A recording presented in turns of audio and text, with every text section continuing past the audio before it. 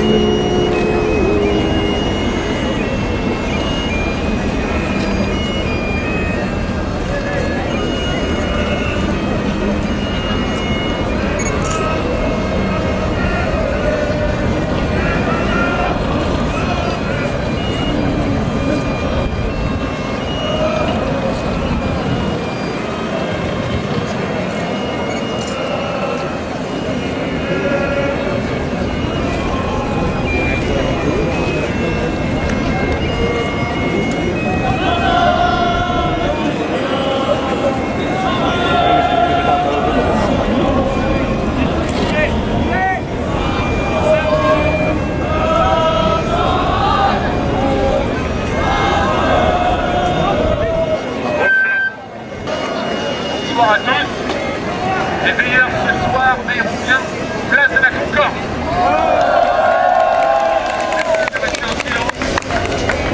Nous attendons d'appui des troupes, le dispositif policier soit mis en place et nous rejoindrons les autres veilleurs. La veillée sur mémoire et espérance. Belle veillée.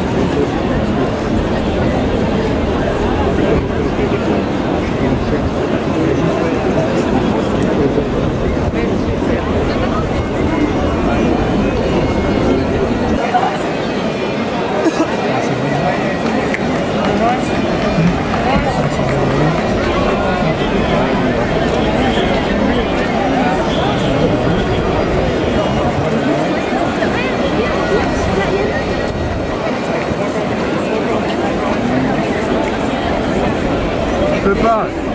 J'expliquerai pourquoi bientôt. Ouais.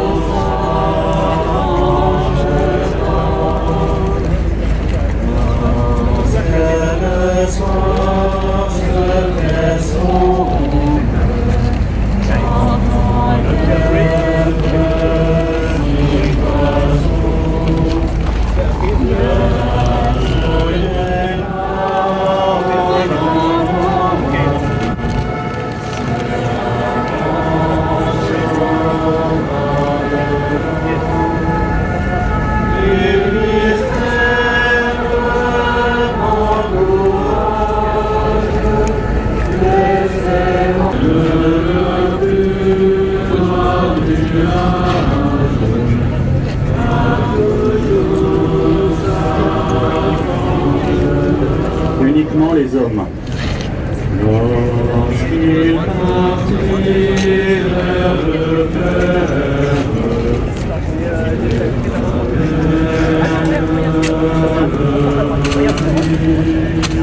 ma souffrance, c'est toujours être vainqueur. Vive notre ma souffrance, c'est toujours être vainqueur. Uniquement les femmes. Le front penché sur la terre, à l'extérieur soucieux, quand les gars à terre, un petit oiseau joyeux, et les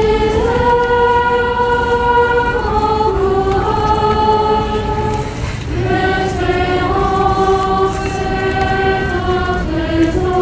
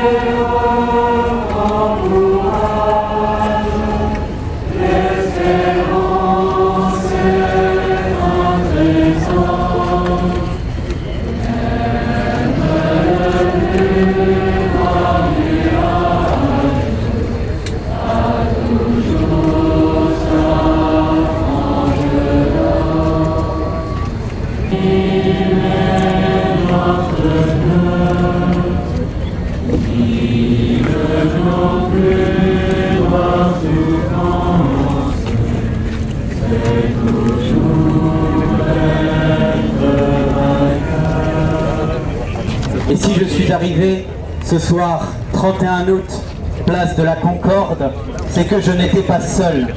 C'est que j'ai été accompagné et les marcheurs ont marché de la Défense à la Concorde. Nous avons dit que les veilleurs veilleraient place de la Concorde et les veilleurs veillent place de la Concorde. Les veilleurs veillent, protègent, préservent les institutions. Et c'est ce que nous avons essayé de faire en marchant de Rochefort à Nantes. Parce que la mission des veilleurs, c'est de retrouver le patrimoine commun de notre culture et de notre cité. C'est pour ça que nous nous retrouvons ce soir dans ce lieu si symbolique de notre histoire, de notre patrimoine, la place de la Concorde. Quel beau mot pour nous que la Concorde, n'est-ce pas ce que nous essayons de vivre aux veilleurs? Concorde, l'union des cœurs. Les veilleurs, c'est le sens de notre marche, c'est le sens ce soir de notre veille. Vraiment Sébastien Bach. Et transcrit pour trio par Mozart. Il y avait déjà aux Invalides. Ah si, il y avait aussi aux Invalides. J'avais pris là.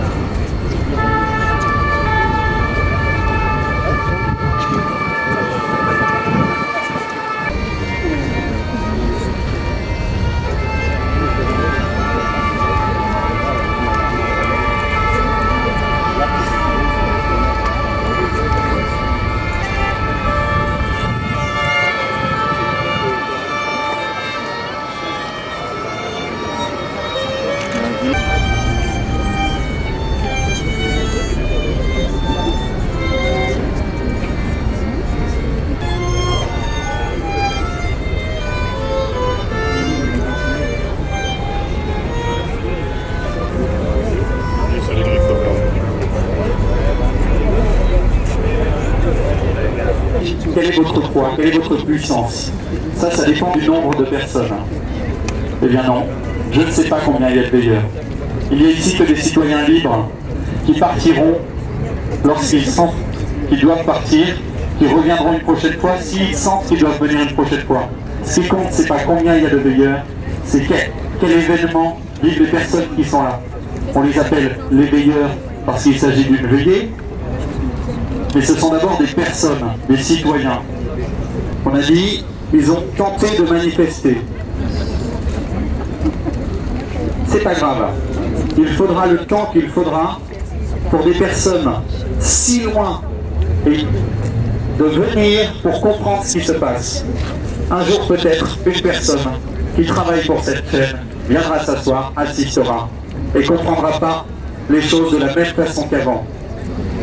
Je ne sais pas si elle est de bonne ou de mauvaise volonté, mais je sais qu'elle n'a pas compris que nous ne cherchons pas à manifester pour appuyer de toute notre force sur un pouvoir contre une loi, parce que les lois sont l'écume des vagues, peut-être les vagues. Nous ne cherchons pas à transformer les structures, nous cherchons d'abord à découvrir l'homme. Les forces qui changent le cours de l'histoire sont les mêmes que celles qui changent le cœur de l'homme. C'est une phrase d'un prêtre italien qui s'appelle Don Giussiani. Il avait compris que les structures n'ont pas tous les pouvoirs sur les hommes. Et qu'à un moment donné, quand la structure essaye de changer les hommes, alors ça c'est pas lui qui l'a dit, c'est mon interprétation, l'homme se réveille. Et c'est l'homme à son tour qui veut changer la structure pour qu'elle soit davantage à son image. Les veilleurs, c'est donc des groupes de personnes qui se réunissent spontanément sur des places publiques, qui ainsi forment un réseau de personnes, une sorte de dentelle sur le territoire, un réseau de personnes qui entrent en relation le temps d'un soir, une demi-heure, 2 heures, je ne sais pas, selon les villes. Elles entrent en relation les unes avec les autres, formant ainsi de petites agoras de citoyens, plus ou moins nombreux, peu importe. Des petites agoras qui s'interrogent et qui partagent autour d'un témoignage, autour d'une œuvre d'art, autour d'un poème, d'une parole, qui partagent une humanité, qui partagent ce qu'elles sont. C'est un réseau de personnes qui demeurent même quand ces personnes vivent chacune leur quotidien. Demain, je demeure veilleur. Je reste en relation avec vous. Parce qu'aujourd'hui, ce soir, je donne quelque chose de moi-même à vous. Et j'espère que toutes les personnes qui vont intervenir ici ce soir vont donner quelque chose d'elles-mêmes à vous. Les veilleurs sont un réseau de personnes, de citoyens, qui se réunissent librement et spontanément. À cet instant, c'est moi qui vous parle. Dans un quart d'heure, c'est une musique. Dans une demi-heure, un témoignage. C'est ça l'événement. C'est pas une démonstration pour plaire à un public, pour surprendre une société. C'est pour surprendre ceux qui sont là. Voilà, je crois que j'ai à peu près dit ce que sont les veilleurs. Et ce soir, nous avons la chance, alors en fait j'avais demandé au départ à Laurent Beccaria, qui est le petit, petit neveu d'Élite Saint-Marc, de venir nous parler de son grand-oncle. Et malheureusement, il se trouve qu'il était avec la famille d'Élite Saint-Marc, donc au lendemain des obsèques. Il m'a envoyé un message, alors malheureusement il faut que je le retrouve,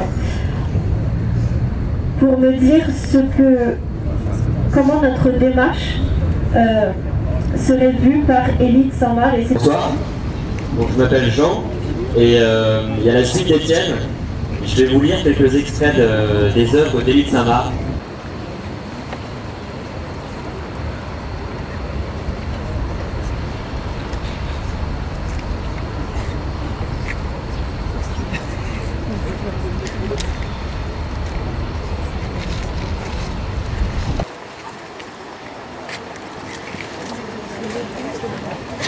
C'est un Alléluia.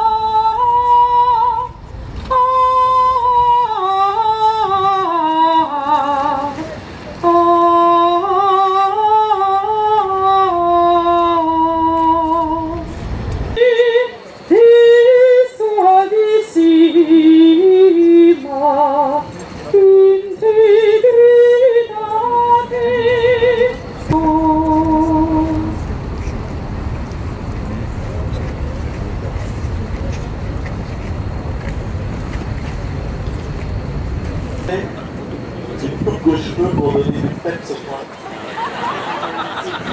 Un pédicure pour chouchouter les filles. Rien sans baiser d'Élite Saint-Marc. Et pourtant.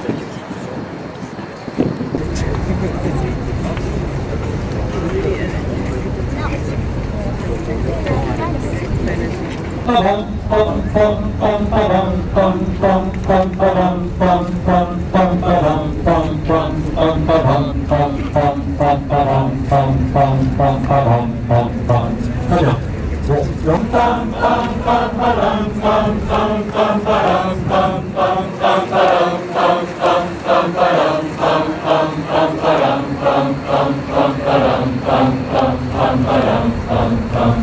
Bon, oui. Bon, alors on va chanter tous ensemble. Écoutez, le temps viendra, les âmes sont la vérité. Le lion s'étendra près de l'agneau, et nous ferons les piques pour des défauts, et les arbres pour des herses. La paix sera notre combat, faites que ce temps vienne. Alors, écoutez, le temps viendra. On fait ça, 3 et.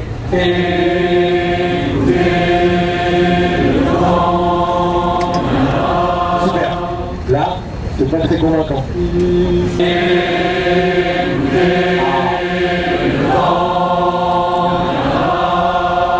Les âmes sont la vérité, le lion s'étendra près de l'agneau.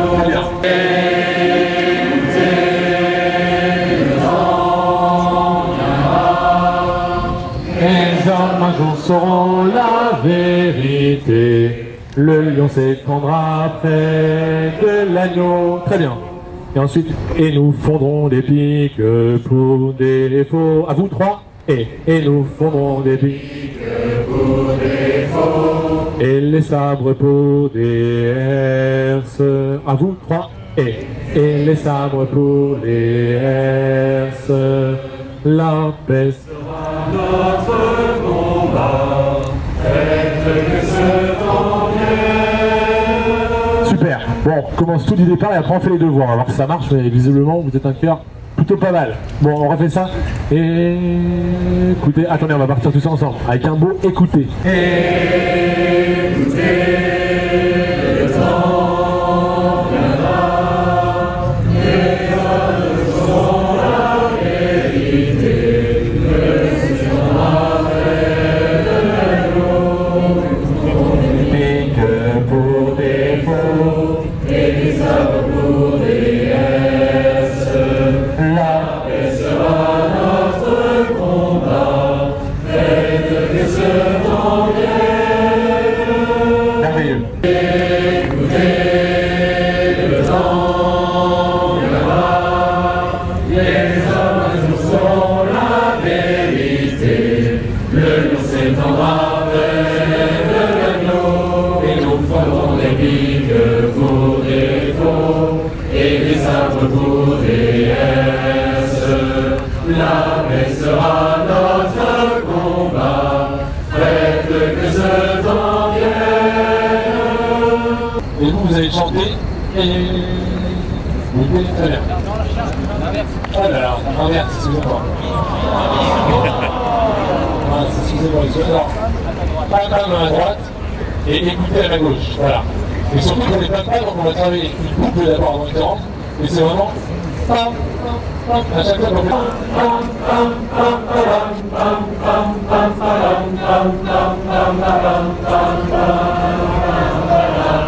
parfait, vous avez compris, voilà.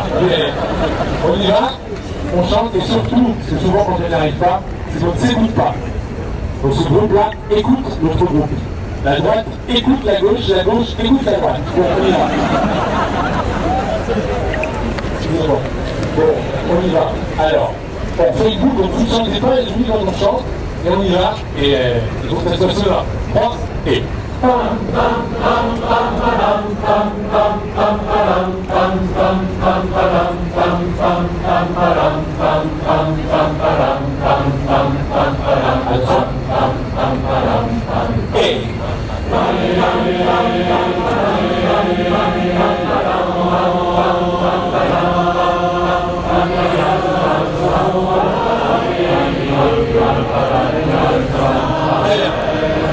Vous avez compris, il faut la mettre avec eux, c'est mon temps. Et...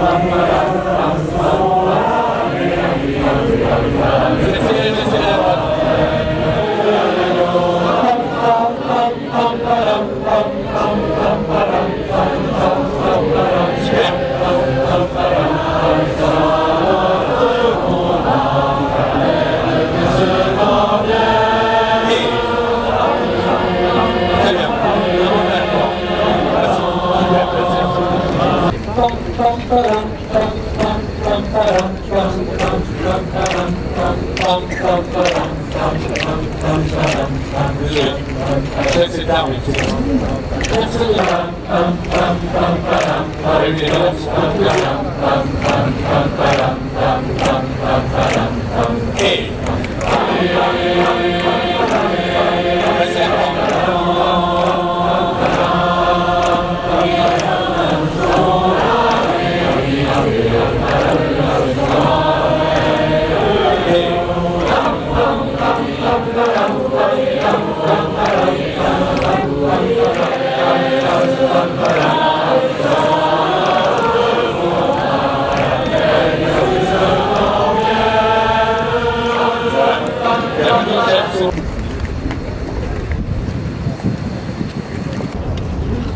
Et là, je trouve ça fort parce que les gens chantent quelque chose qui vibre. Vous voulez ajouter quelque chose par rapport à ça?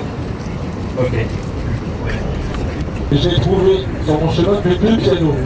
Et je me dis mince, 2 pianos en 21 jours, ça veut dire qu'il n'y a pas beaucoup de pianos dans les maisons. Thomas More, ou L'homme libre, c'est le pitch, drame historique, argument de la pièce, 1531, le roi d'Angleterre Henri VIII, ayant pu obtenir du pape Clément VII l'annulation de son mariage avec la reine Marguerite, afin de pouvoir divorcer. Thomas More, chancelier, père de famille et ami du roi Henri VIII, refuse de prêter le serment qui fait de celui-ci le chef de l'Église d'Angleterre. Sa fidélité à lui-même et à Rome fera de lui un... C'est ce matin. C'est fait. Je l'ai fait.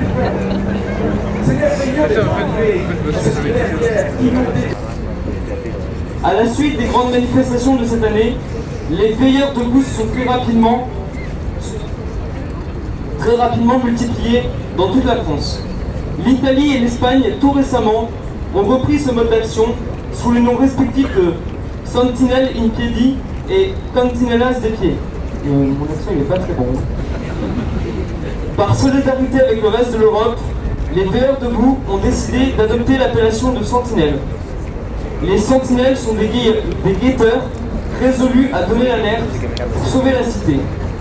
Vous pouvez suivre le compte Twitter rebaptisé Les Sentinelles, @sentinelle-fra. Les sentinelles invitent les veilleurs à les rejoindre dans l'espérance et dans l'action. Merci.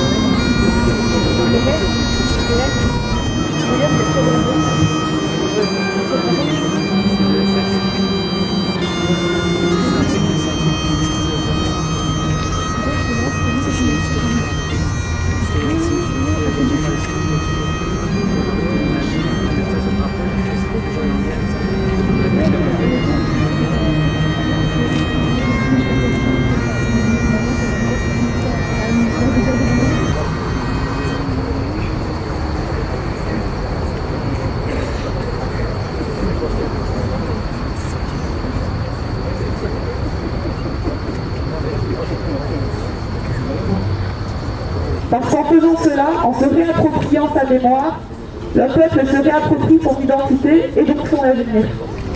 Et c'est le lien que je voulais faire avec l'espérance. Il me semble qu'il faut distinguer l'espérance d'un optimisme niais, de ces lendemains qui chantent qu'on nous a promis pendant un siècle. Les lendemains qui chantent, c'est l'espérance de pouvoir appliquer un système, un programme, à une réalité qui est censée obéir au désir des hommes. Qui était assise par terre et qui timidement a levé la tête et a dit « Moi, c'est Sophie ». Et là, le CRS l'a regardé, a hésité et a dit « Moi, c'est Philippe et lui, c'est Pierre ». Donc voilà, donc je vais vous demander de prendre 1 à 2 minutes, sans parler trop fort, mais il faut quand même rester attentif au murmure de la ville. Je vais vous demander de voir qui est à côté de vous et d'échanger pendant 1 minute.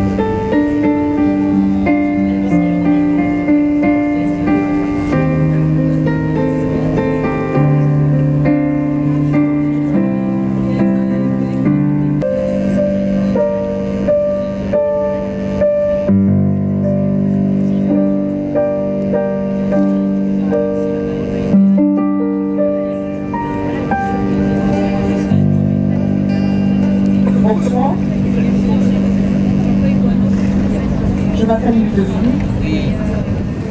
Je suis très heureuse d'être à nouveau avec vous ce soir, de vous faire part de mon amitié et de ma solidarité, de vous rencontrer et de vous écouter.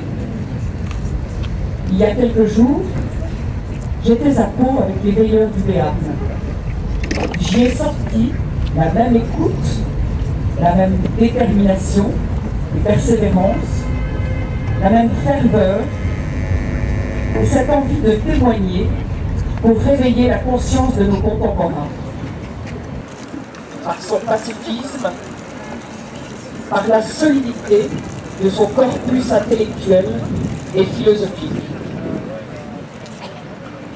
Nous formons deux mouvements, bien sûr, la Manif pour tous et les meilleurs, libres, distants. Cependant, à mes yeux en tout cas, la Manif pour tous et les meilleurs sont les deux faces d'une même médaille. Ce qui me paraissent être les enjeux de l'année à venir.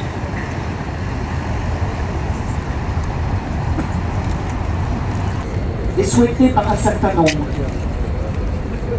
Qu'est-ce que ce concept qui, disons-le tout de suite, n'a aucun fondement scientifique.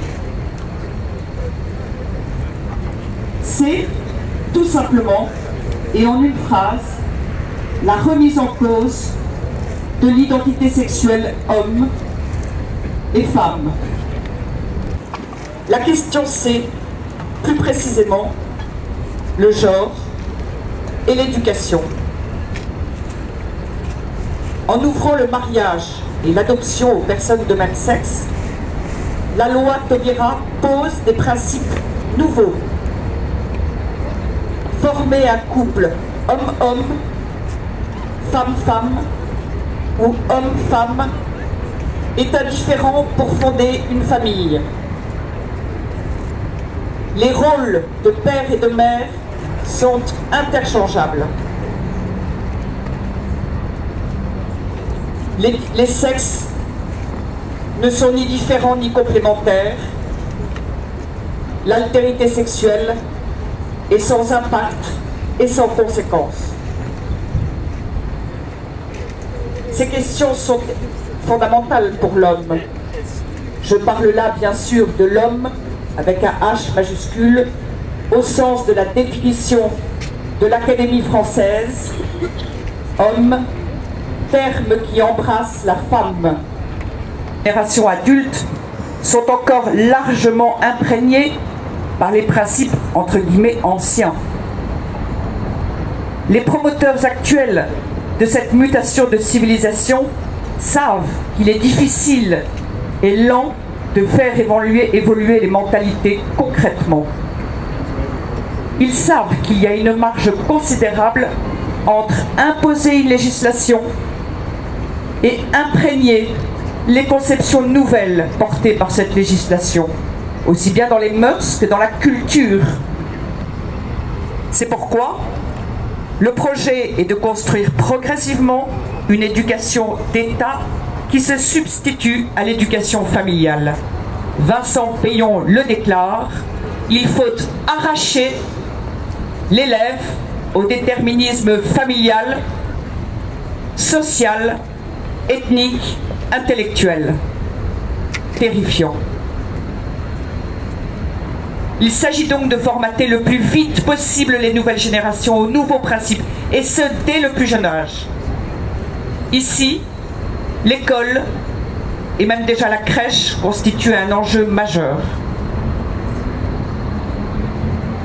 La France présente une porosité particulière à l'accomplissement de ce projet, compte tenu de l'évolution historique du lien entre l'école et les familles.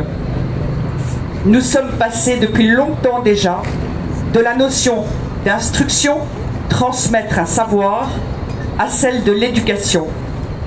Le rôle éducatif, éducation nationale, est installé.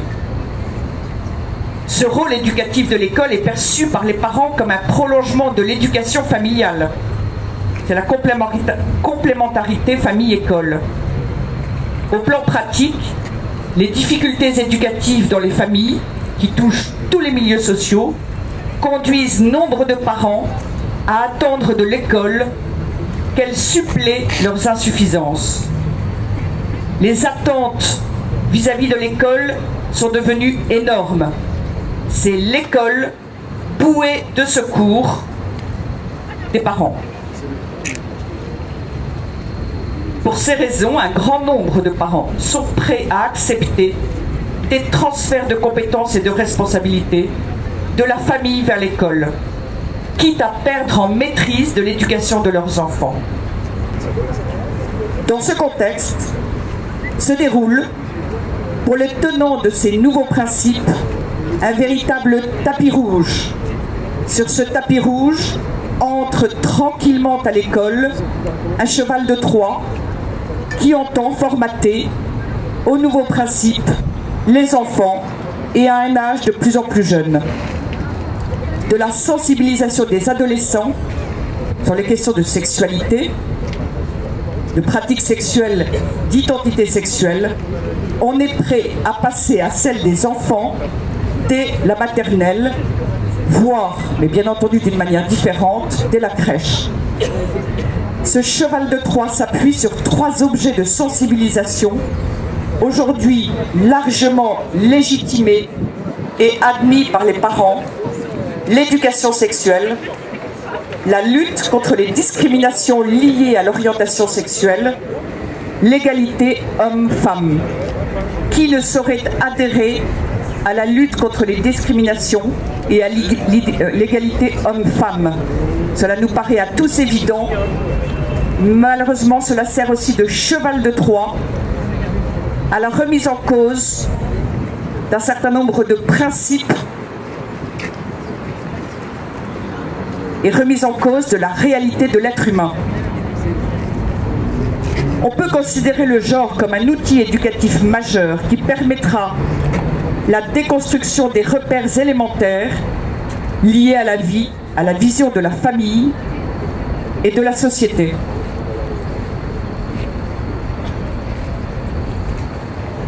Une fois cette déconstruction achevée, au sein des nouvelles générations, vierges de la culture antérieure, il ne se trouvera plus d'obstacle majeur pour l'achèvement progressif de la mutation de civilisation en cours. Lointain, invraisemblable, voire délirant, diront certains. Vous vous faites des idées, nous disent les journalistes. Vous exagérez, nous disent d'autres observateurs. Et pourtant, l'Inspection générale de l'éducation nationale vient de remettre un rapport au gouvernement dont le gouvernement fait sa priorité la lutte pour l'égalité des sexes. Mais celle-ci passe, et je cite, par la déconstruction des stéréotypes de genre, aussi bien à l'école que pour la formation des enseignants. Ainsi, des expérimentations, c'est le terme, vont être menées dans 500 écoles. Des milliers d'enfants vont servir de cobayes. L'amendement Payon, dans la loi Payon, l'amendement sur l'enseignement du genre à l'école, grâce à la mobilisation, grâce à notre mobilisation à tous, il a été en effet retiré. Mais dans l'objectif de la loi, dans l'annexe de la loi, le concept de genre est bien resté dans le texte. Ce texte est aujourd'hui passé. Si, d'après la loi, d'après une circulaire, pardon, pour être apporté à tous les fonctionnaires, policiers, magistrats, enseignants, tous les corps de fonctionnaires. Tous doivent connaître et s'être appropriés cette doctrine. L'éducation nationale, d'ailleurs, dans sa proposition aux enseignants, l'appelle doctrine du genre. Je vous laisse songer à ce terme, fort étonnant. Nous sommes tous concernés. L'enjeu du genre à l'école concerne un très grand nombre de Français sur un lieu essentiel de leur vie quotidienne et de leurs relations sociales, l'école. Et sur un sujet qui rejoint directement l'une de leurs préoccupations majeures, leurs enfants. Cela concerne bien sûr aussi les grands-parents, les parrains et marraines, tous ceux qui sont soucieux de la société et des générations à venir. Qu'on soit déjà parents ou pas, on est tous proches d'enfants et tous amenés à interagir dans l'éducation des enfants. Et nous pouvons donc tous, et nous devons donc tous agir. Nous sommes prêts à nous laisser imposer des concepts douteux dérivés des études gender. Concepts qui ne manqueront pas de brouiller les repères élémentaires des enfants en matière d'identité sexuelle, mais aussi de sexualité, de vie affective et de famille. Les établissements scolaires, privés, publics, pour constituer des comités de parents vigilance gender. Il s'agira, avec les enseignants, d'être vigilants, d'informer les autres, de rencontrer les enseignants, de rencontrer les directeurs d'établissement, de savoir ce qui se passe, d'informer le mouvement au niveau national.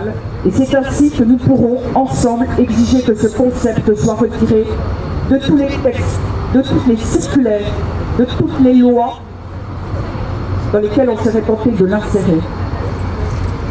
Et ne soyons pas naïfs. Comme je vous le disais, officiellement ça a été retiré de la loi Payon. En réalité, ça y est toujours.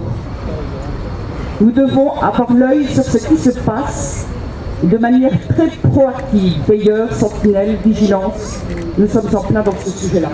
L'ouverture de la procréation médicalement assistée aux couples de même sexe a été déposée au Sénat. Je ne m'étends même pas sur le sujet. Je pense que les raisons pour lesquelles ce projet n'est pas souhaitable sont assez évidentes. En tout cas, on pourrait faire de longs développements. Mais je ne vous en dirai pas plus, quoi qu'il arrive. Bien sûr, il nous faudra nous engager tous contre cette proposition de loi si elle n'était pas retirée. À ce jour, nous ne savons pas. Nous avons demandé un rendez-vous à Mme Bertinotti. Elle a reçu la PGL, l'Association des parents et futurs parents gays et lesbiens. Elle les a reçus au mois de juillet. Mais nous, de notre côté, n'avons pas eu l'honneur d'avoir une réponse. Aucune réponse. Nous nous préparons très activement et, avec vous, nous nous lançons. Sur les plans judiciaires aussi, de nombreuses actions sont à mener. De nombreuses actions sont à mener, sur tous les plans. Sur les plans politiques, nous aurons à nous faire entendre des futurs candidats à toutes les échéances électorales. Nous aurons là encore, une année de mobilisation très intense, d'engagement très important. Et c'est cette mobilisation dont vous avez vu l'urgence qui nous permettra de nous faire entendre de tous les candidats et de tous les futurs élus.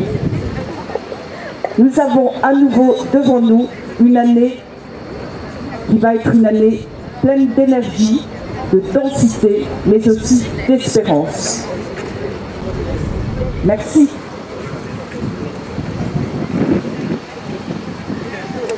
Est-ce qu'on y pense quand on y vient ici, à ce morceau de l'histoire française que représente ce jardin? Est-ce que, quand on regarde derrière nous, qu'est-ce qu'on voit? Alors là, je ne vois pas, mais il est bien derrière nous. C'est l'Assemblée nationale. L'Assemblée nationale avec ses colonnes pour rappeler l'histoire romaine. Qui n'entendait pas accepter que des citoyens se réunissent pour partager quelques œuvres et quelques témoignages, nous avons posé un acte fort de résistance, une modeste transgression, mais surtout une résistance par l'art, une résistance par la culture, une résistance de l'esprit, dans un monde où la pensée semble avoir démissionné, où la raison n'est plus l'outil de la connaissance.